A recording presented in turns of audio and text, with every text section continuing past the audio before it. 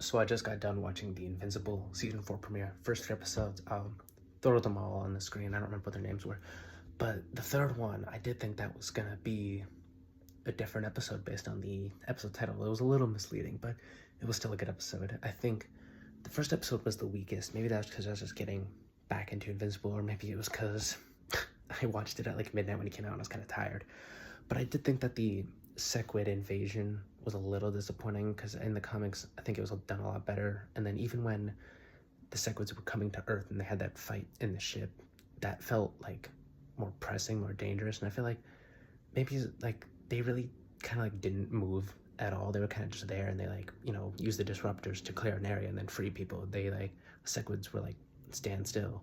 So I don't know, that was weird. And I also thought the fight with Universo was a bit disappointing, but this season also does interesting things so far where we are exploring things that like are expanding on things that happen in the comic, because the comic doesn't really go too far into Eve losing her powers, and it seems to be doing a lot more of that, which I really like so far. I think that's really interesting, and I wish the comic got into that a bit more.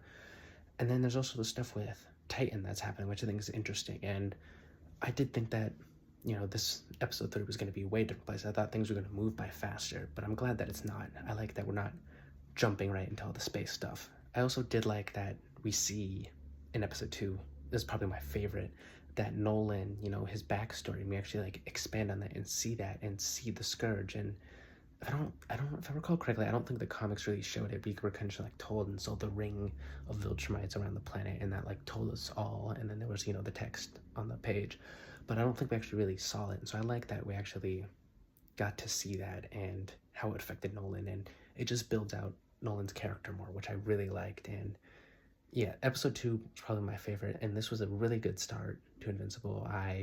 The animation's just in general a lot better. There's still some PNG, like, elements where they're just standing there, standing still, but I still really liked it. And I think, you know, it's gonna get a lot more crazy, a lot more hectic, and a lot more violent. Mark is going down a dark path.